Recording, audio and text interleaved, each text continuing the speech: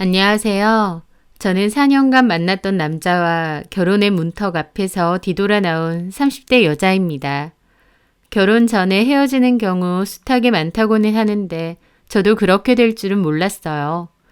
결혼 전에 파토가 난 거라서 한동안은 다른 사람들 입에 오르내리기도 했지만 구더기 무서워서 장 못 담그는 것도 아니고 사람들 시선, 입방아에 오르는 거 무서워서 아닌 걸 알면서도 스스로 지옥길로 들어갈 순 없잖아요.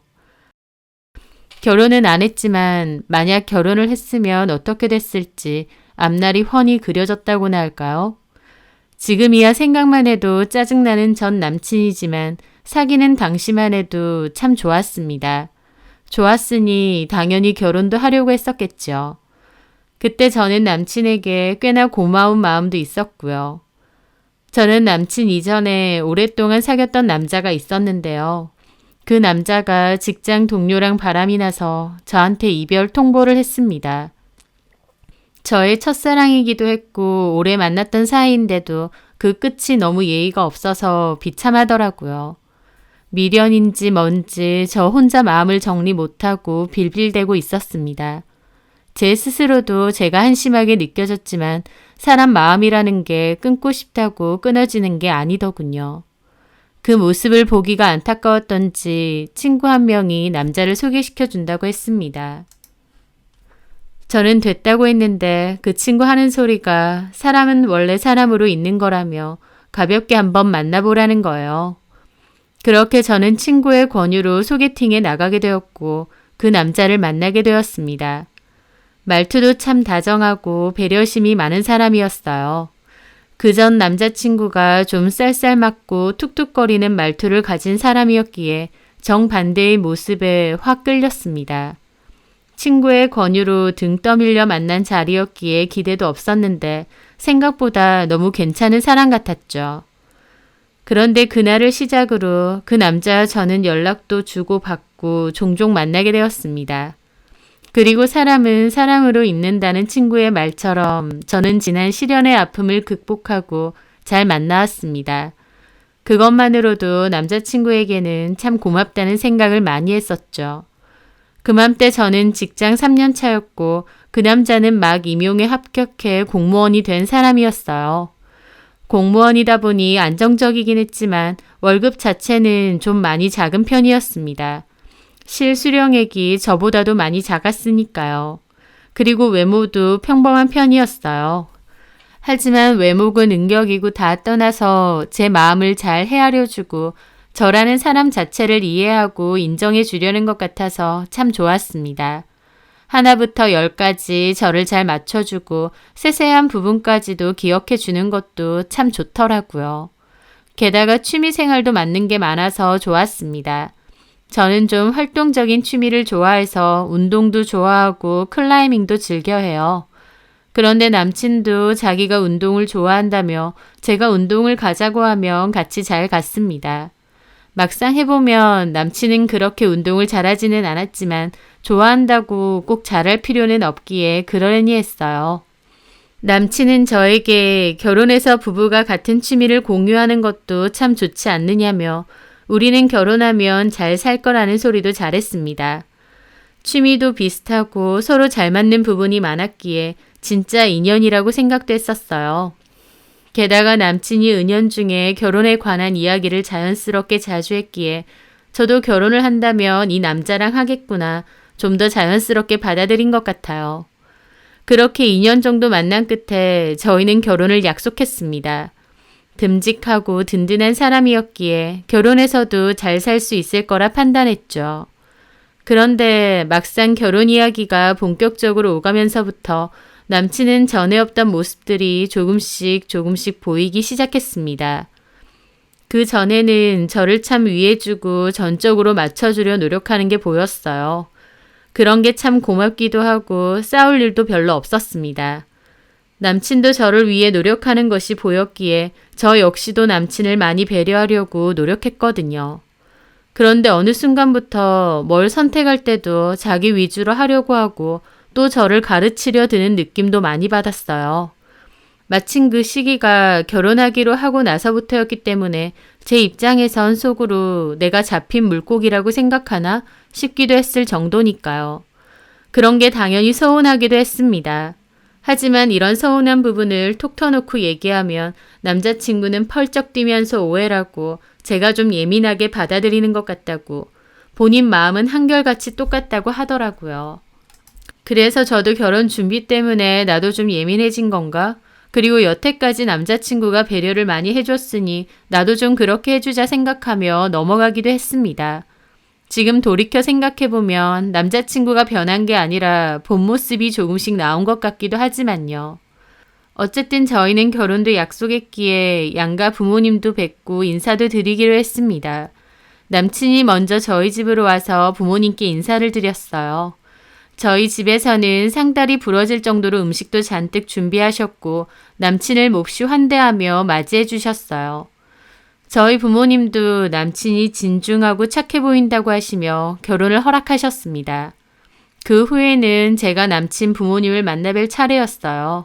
처음 뵙는 거다 보니 좀 긴장되기도 했는데 편하게 해도 된다며 자기가 있지 않냐며 남친이 저를 붙돋아 주더라고요.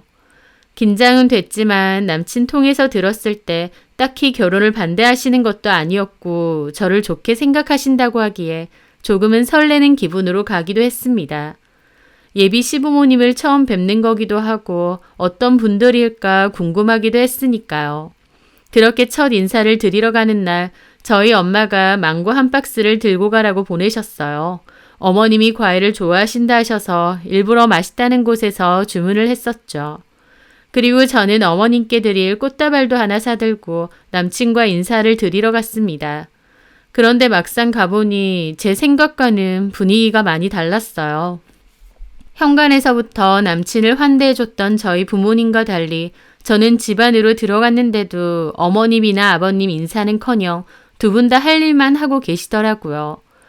어머님은 남친이 엄마 우리 왔어 하는데도 잠깐만 하시고 계속 주방에만 계셨습니다. 그 사이에 저는 뻘쭘하기도 하고 민망한 기분으로 멀뚱히 서 있었죠. 잠시 후 어머님과 아버님이 오셨어요. 저는 반갑게 인사를 드렸습니다. 안녕하세요 어머님 아버님 처음 뵙겠습니다. 그런데 어머님은 그냥 고개만 끄덕이며 대강 저를 훑어보시면서 심드렁하게 대답하시더라고요. 그래 반가워. 이거 꽃다발. 제가 꽃다발을 드렸는데 어머님은 그것도 시큰둥하게 받으시더니 뭐 이런 걸 사왔어 하셨습니다. 그 꽃다발은 나중에도 그냥 협탁 위에 올려져만 있었어요. 남친은 망고 박스를 주방 앞에 내려놓으면서 이거 어머님이 보내주신 거 무지개 망고라고 맛있대. 어머님은 그것도 힐끗 보시더니 아유 과일 사놓은 거 있는데 차라리 고기 같은 걸 좀 사오지 하시더니 다시 주방으로 들어가시는 겁니다. 저는 그 순간 기분도 좀 안 좋고 뻘쭘하기도 했습니다. 저희 엄마가 신경 써서 선물을 보내신 건데 저렇게 말씀하시니 저도 기분이 좋을 수가 없었죠. 게다가 제 생각과 달리 너무 환대받지 못하는 분위기라서 당황스럽기도 했습니다. 어쨌든 그렇게 거실에 있는데 아버님이 거기 서 있지 말고 좀 앉으라고 하시더라고요. 그리고 어머님은 밥 거의 다 됐으니 잠깐 기다리라고 하시고요. 저는 소파에 잠깐 앉았는데 아버님이 저한테 회사는 어디 다니냐, 부모님은 결혼하는 거 뭐라고 하시냐 등등 이것저것 물어보셔서 제 나름 열심히 대답하고 있었습니다. 그러던 와중 어머님이 음식 다 됐다고 이제 들어오라고 하셔서 주방으로 갔어요.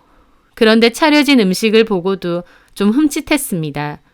비교하긴 그렇지만 남친이 저희 집에 왔을 땐 저희 엄마가 소고기 갈비찜에 잡채, LA 갈비, 전복구이와 굴비 등 차례 지내는 것 마냥 한 상 가득 차리셨거든요.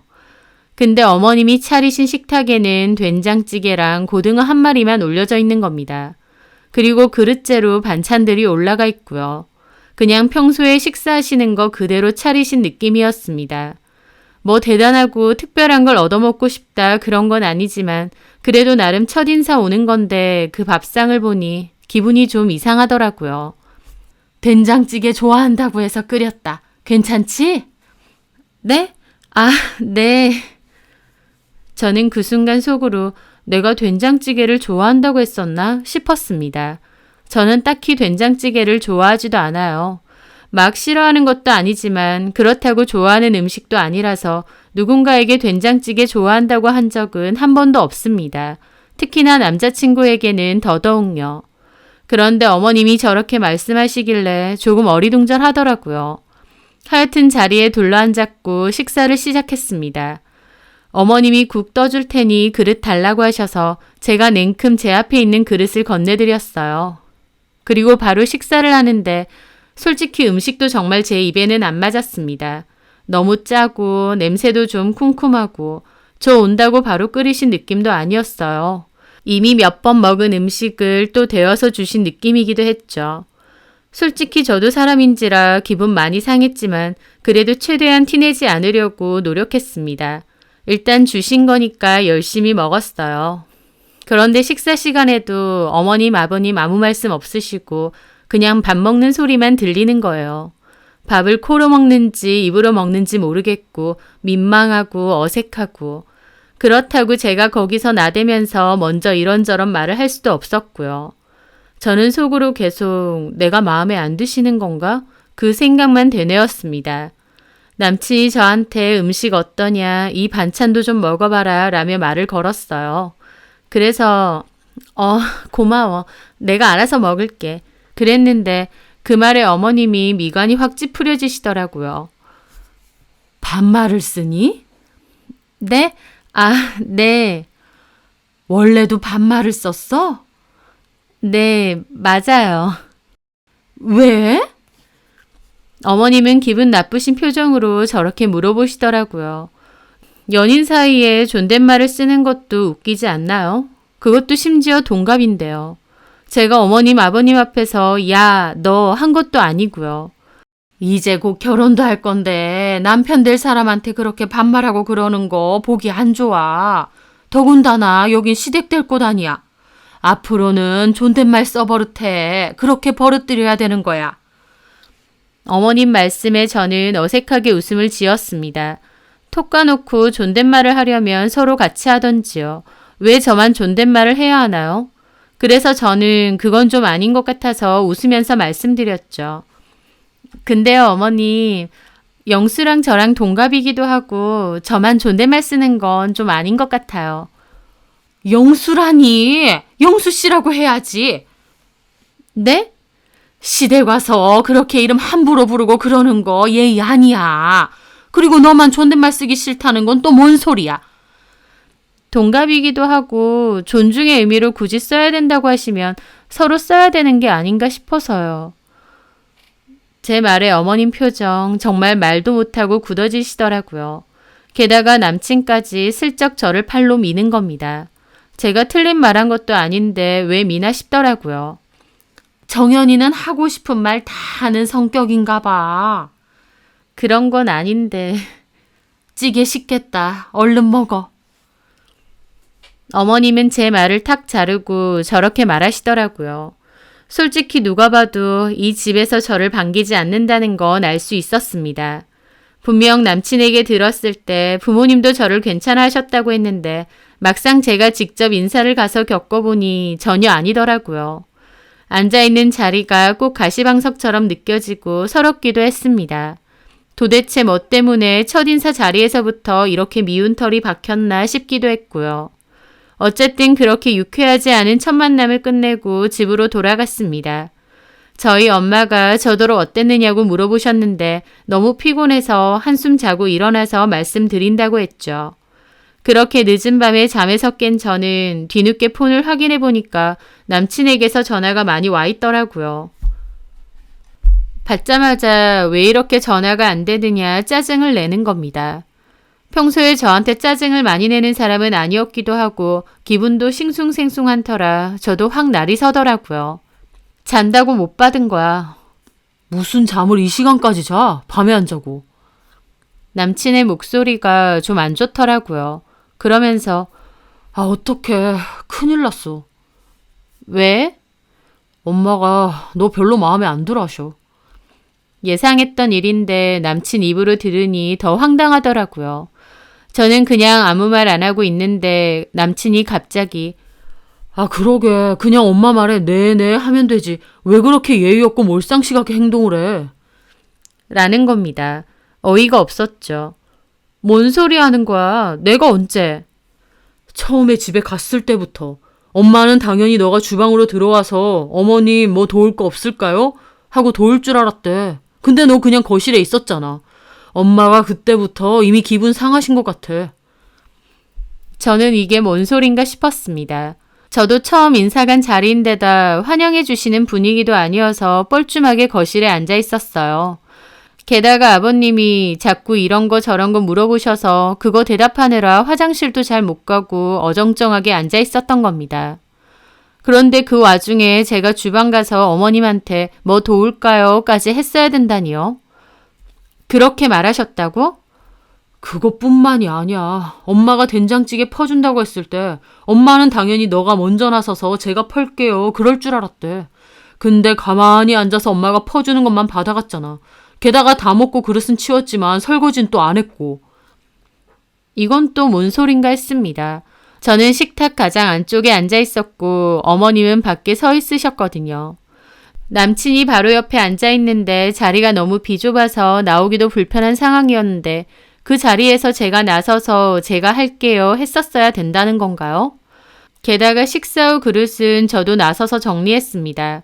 근데 옷도 불편한 데다 주방 동선도 모르는 상황에서 설거지하는 것도 좀 아닌 것 같아서 그냥 정리만 하고 나왔어요. 그런데 남친은 저보고 센스도 없고 예의도 없었다며 뭐라고 하는 겁니다. 듣자 하니 어이가 없어서 따졌습니다. 아니, 그러면 입장 바꿔서 너는 우리 집 와서 그렇게 했어? 내 기억에 너 가만히 앉아있다가 밥만 먹고 갔는데? 심지어 밥 한 공기 더 먹겠다고 한 것도 엄마가 퍼오고 물도 엄마가 떠다 줬잖아. 너는 우리 집에서 설거지는 고사하고 치우는 것조차도 손 하나 안 댔잖아. 아, 너랑 나랑 같냐? 뭐가 다른데? 너는 며느리 될 거잖아. 며느리 될 애가 가만 앉아서 시어머니가 해주는 거 받아만 먹는데 그걸 누가 좋게 봐? 저는 남친도 똑같이 생각한다는 데 있어서 경악을 했습니다. 둘 다 첫인사 드리러 간 자리인데 뻘쭘하고 긴장되는 건 둘 다 마찬가지 아닌가요? 근데 남친은 가만히 앉아서 해주는 밥 잘만 얻어먹어도 되고 저는 싹싹하게 나서서 음식하는 것도 돕고 설거지까지 다 하고 나왔어야 된다는 건가요? 남친이 저한테 따지는 게 너무 황당하기만 했습니다. 100번 양보해서 어머님이 그렇게 생각하시는 건 그렇다 쳐도 남친까지 방방 뛰며 저한테 이렇게 뭐라고 할지는 몰랐습니다. 저를 위하고 생각했다면 어머님이 그렇게 말하셔도 본인이 나서서 제 역성을 좀 들어줬어도 되는 거 아닌가요? 그런데 본인이 더 나서서 저보고 예의가 없다며 따지고 뭐라고 하는 겁니다. 저는 부글대는 속을 참고 말했죠. 그리고 또 다른 얘기 안 하셨어? 당연히 했지. 남편 존중하고 존댓말 좀 쓰라고 하는데 어른한테 눈 동그랗게 뜨고 왜 그래야 되냐 하는 것도 마음에 안 드신대. 한마디로 며느리 점수 빵점이고 불합격이래. 기가 차서 웃음이 나오더라고요. 며느리 점수 빵점? 그래서 너는 거기서 뭐라고 했는데? 뭐라고 해. 죄송하다고 했지. 그런 애가 아닌데 긴장해서 좀 그런 것 같다고. 내가 너 편 들어준 거야. 그게 편 들어준 거야? 그리고 편은 뭐하러 들어줘. 진심도 아니면서. 그럼 나더러 뭐 어떻게 하라는 거야? 어머님이 먼저 나 며느리 점수 빵점이고 불합격이라는데 뭐 어떻게 해. 그냥 끝인 거지. 뭐라고? 너 진심이야?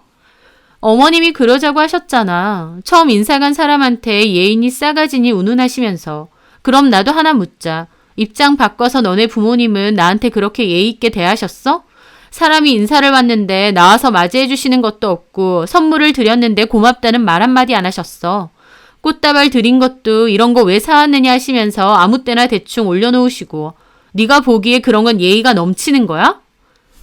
아 그건... 하지만 남친도 별말 못하더라고요.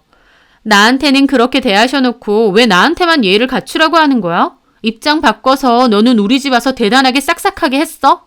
우리 엄마한테 뭐 좀 도와드릴까요? 한마디라도 했냐고. 꺼다 놓은 보릿자루처럼 가만히 있다가 밥 먹고 엄마 아빠가 묻는 질문에 적당히 대답만 하다가 갔잖아. 근데 네가 하는 건 괜찮고 며느리 될 내가 하는 건 문제라는 거야? 너 왜 이렇게 따지고 드냐? 이런 거 진짜 고쳐야 돼. 뭘 고쳐? 옳은 말하는 걸 고치라고? 나 고칠 생각 없어. 할 말 있으면 난 다 하고 살 거야. 내가 이런 게 감당이 안 되면 우리는 결혼 못 하는 거고. 저도 화가 나서 다다다 따졌습니다. 남친은 그냥 한숨만 푹푹 쉬더라고요. 그렇게 실컷 싸우고 전화를 끊었습니다. 밖에서 듣고 계시던 엄마도 무슨 일이냐 그러셨고 저는 있었던 일을 다 말씀드렸어요. 엄마도 언짢아하셨고 시어머니 될 사람이 듣기에 영 그런데 결혼하는 거 괜찮겠느냐 하시더라고요. 저도 모르겠다고 좀 생각을 해봐야 될 것 같다고 했습니다. 그런데 그 다음날 퇴근하는데 남친이 회사 앞으로 찾아왔어요. 그리고는 자기가 생각을 해봤는데 미안하다고 제 말이 무조건 다 맞다는 겁니다. 바로 전날은 제가 잘못된 거라고 하더니 하루아침에 태도가 바뀐 거였죠. 솔직히 제가 느끼기에도 남친이 진짜 자기 생각이 잘못됐다고 느꼈다기보다 저랑 결혼이 진짜 파토날까봐 임시방편으로 저를 붙잡는 느낌이 더 컸습니다. 저도 알고는 있었지만 결혼을 확 깨야 되는지까지는 확신이 없었어요. 그 전에 참 많이 좋아했고 고마움도 많이 느꼈고 잘 맞는 사람이라 생각해서 결혼도 하겠다는 건데 이런 문제로 헤어지는 게 맞는지 확신이 안 들었거든요. 게다가 어쨌든 남친이 먼저 미안하다 사과하는데 못 이기는 척 적당히 넘어가줘야 되나 싶기도 했습니다. 그래서 남친에게 말했죠. 어머님도 나에 대해서 마음에 안 드신 부분이 있으셨겠지만 나 역시도 그렇게 좋은 만남은 아니었다고. 그리고 나는 아니다 싶은데 무조건 어머님에게 맞춰드릴 생각은 없다고. 그건 너도 알고 있으라고 분명하게 전했습니다. 남친도 제 말이 맞다며 무슨 말인지 잘 알겠다 하더라고요. 그러면서 자기가 어머님한테 다시 잘 얘기해보겠다고 했습니다. 그렇게 일단은 파혼을 하겠다는 제 생각도 보류가 되었습니다. 물론 고민은 계속했죠. 좀 혼란스럽기도 하고 시부모님 되실 분들이 나하고는 정말 안 맞는 것 같은데 이 결혼을 해도 되는 건가 싶었고요. 그렇게 고민을 거듭하고 있을 때쯤 그 일이 있고 2주 정도 지났을 무렵이었어요. 갑자기 어머님이 빙판길에 넘어지시게 되었고 그 일로 병원에 입원까지 하신 겁니다. 남친 얘기를 듣고 저도 좀 많이 놀랐고 다치셨다고 하니 찾아뵙는 게 도리겠다 싶었어요. 결혼을 하고 안 하고는 둘째로 일단 다치셨다고 하니 저도 가봐야겠다 싶었죠. 그래서 주말에 어머님 드실 간식하고 음료수 사들고 어머님이 계신 병실로 방문을 했습니다. 저는 인사를 드렸는데 여전히 제가 마음에 안 드시는지 뚱한 얼굴로 보시더라고요. 그래, 왔니? 몸은 어떠세요? 괜찮으세요?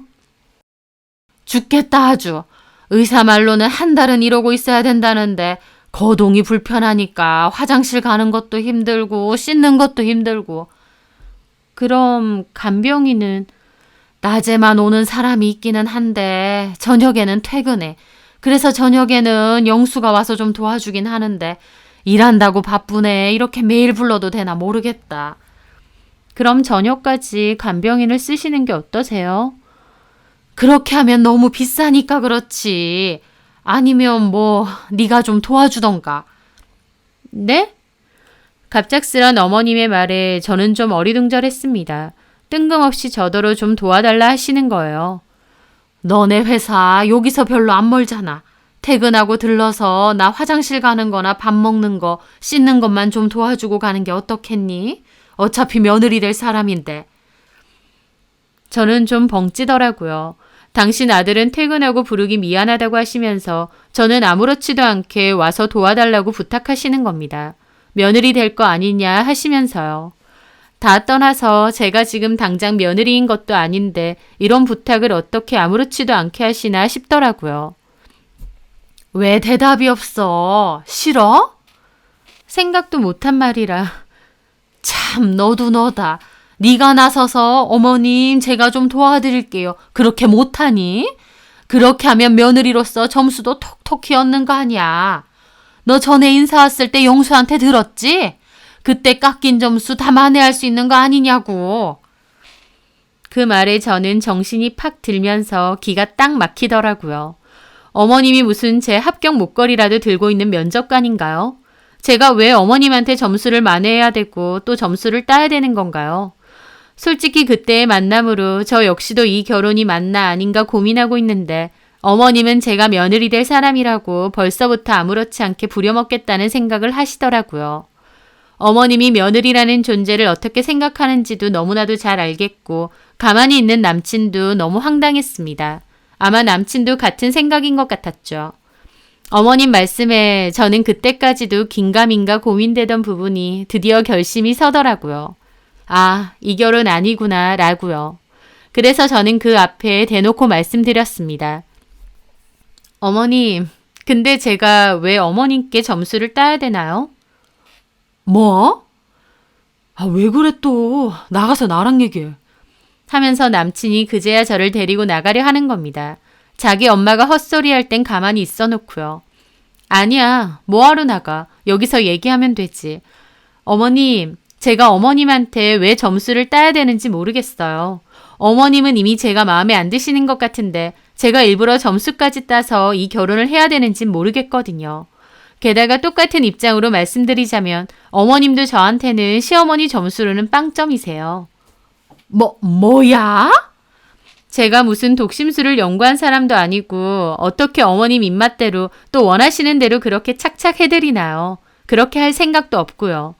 저는 동등한 입장으로 가족이 되고 싶었던 거지 아무렇게나 막 부려먹어도 되는 한연하 시녀가 아닙니다. 엄밀히 말하면 어머님 아들보다 제가 퇴근 시간도 1시간 늦어요. 근데 아들은 안 되고 아직 며느리도 아닌 저는 퇴근하고 와서 간병을 도우라고요. 어떻게 그런 말씀을 표정 하나 안 바뀌고 당연하게 하세요? 저도 그런 시어머니는 싫습니다. 얘 말하는 것 좀 봐라. 아, 왜 그러냐고. 잠깐 나와봐. 내가 틀린 말 했어? 어머님도 제가 며느리로서 실격이라고 하셨죠? 그건 저도 똑같습니다. 저도 이 결혼 안 하는 게 나을 것 같아요. 다리는 빨리 나으시길 바랄게요. 그리고 저는 여기 또 올 일은 없을 것 같아요. 건강 잘 챙기시면서 지내세요. 저는 그렇게 병실을 떠나 나왔습니다. 어머님이 뒤에서 저 하는 소리가 들렸는데 그냥 무시하고 나왔어요. 남친도 급하게 따라 나오더라고요. 아, 왜 그래? 무슨 짓이야? 뭐가 무슨 짓이야? 나중에 어쩌려고 엄마한테 그러냐고. 무슨 나중? 나 너랑 결혼 안 한다니까? 진짜 끝내자는 거야? 그래, 너 뭘 들었니? 나 너랑 결혼 안 해. 너네 엄마한테만 며느리 고를 선택권이 있어? 아니야. 나도 마음에 안 드는 시어머니를 참고 넘어갈 이유 없어. 와, 너 진짜 대단하다. 그래서 진짜 끝이라도 내겠다고? 그래야겠지. 나한테 어떻게 이럴 수가 있어. 결혼이 장난도 아니고. 결혼이 장난이 아니기 때문에 이렇게 하는 거야. 아닌 거 알았는데 모른 척 할 순 없잖아. 진짜 너무한다. 엄마 입장에서 며느리 얻으면 바라시는 게 좀 있을 수도 있지. 그걸 이렇게 끝까지 이런 식으로 군다고? 어머님이 바라시는 건 군소리 없이 내내 하녀 같던데? 제 말에 남친도 얼굴까지 뻘개져서 화를 내더라고요. 좋아. 그래. 깨지자. 나도 너처럼 드센 여자 딱 질색이야. 근데 너 그딴 식으로 구는 거 아니지. 내가 너 하나부터 열까지 그렇게 맞춰주고 잘해줬는데 너는 고작 이것도 못 해주냐? 네가 뭘 그렇게 맞춰줬는데? 나 운동 싫어해. 근데 네가 운동 좋아한다 어쩐다 해서 가기 싫은 거 억지로 다 맞춰줬어. 음식도 너 좋아하는 걸로 내가 다 맞춰준 거야. 하나부터 열까지 다 내가 너 맞춰주고 배려해줬는데 너는 고작 이런 배려도 못 해준다 이거야? 그 순간 저는 머리가 띵하더라고요. 싸우면서 알게 됐는데 남친은 운동을 좋아하지도 않았고 저랑 같이 좋아한다고 했던 음식을 좋아하지도 않았습니다. 한마디로 본인 취향도 아닌데 그저 저한테 맞춰주려고 좋아하는 척 했다는 겁니다. 저는 오히려 그 얘기를 듣는데 더더욱 이 결혼은 하면 안 되겠구나 싶더라고요. 남친은 저를 위해서 또 사랑해서 맞춰줬다기보다 그저 결혼을 위해 억지로 맞춘 느낌이 들었거든요. 그래서 결혼을 앞두고 나니 조금씩 본색이 나왔던 것 같기도 했고요. 주변에서 결혼 전엔 그렇게 잘하더니 결혼하고 싹 바뀌었더라 라는 얘기도 종종 들었는데 남친도 그런 케이스 같았죠. 저는 남친에게 우리는 진짜 아닌 것 같다고, 앞으로는 마음에도 없는데 누구 억지로 맞춰줄 생각 말라고 했습니다. 그리고 남친과 저는 헤어졌어요. 남친은 그 뒤로 또 연락 와서 자기가 미안하다, 엄마도 생각이 바뀌셨다며 저를 붙잡았지만 저는 더 이상 남친에 대한 믿음이 없어졌습니다. 앞으로는 저렇게 말하지만 그 진짜 속마음은 전혀 변하지 않았다는 것을 잘 알겠거든요. 게다가 저한테 맞춰준 것을 손해본다고 느끼는 것 같은데 그런 사람이라면 더더욱 책 잡히듯 결혼하고 싶지 않았습니다. 저는 남친에게 그동안 고마웠다고, 근데 우리는 인연이 아닌 것 같다고 여기서 끝내자고 했습니다. 남친은 또 돌변해서 한동안은 저를 욕하고 매달리고 힘들게 하기도 했어요. 제가 자꾸 이렇게 연락해대고 문자 연달아서 보내고 하면 경찰에 스토커로 신고할 수도 있다고 했습니다. 그렇게 한참 옥신각신한 끝에 남친과 저는 결국 끝이 나게 되었어요. 힘들게 헤어지고 나니 속 시원한 것도 있었지만 또 한편으론 헛헛하고 마음 아픈 것도 있었습니다. 한때 참 고맙다 생각했던 사람이고 진짜 인연이라 생각했기에 더 마음이 그랬던 것 같아요. 하지만 어쨌든 그 사람과 저는 인연이 아니었던 거고 저도 아니다 싶은 것을 모른 척하며 결혼할 수는 없었습니다. 나중에 더 큰 후회를 하고 상처를 받을 수도 있으니까요. 그렇게 저는 파혼을 하고 지금까지도 따로 연애는 하지 않고 지내고 있어요. 하지만 첫 연애가 끝나고 너무 힘들었던 것과 달리 지금은 씩씩하게 잘 지내고 있습니다. 누군가의 도움으로 제 마음의 외로움이나 상처를 극복하기보다 제 스스로 마음을 다독일 수 있는 방법을 많이 배우게 되었거든요. 당분간은 크게 연애 생각 없이 스스로를 잘 돌보며 그렇게 지내려 합니다. 제 사연 들어주셔서 감사합니다.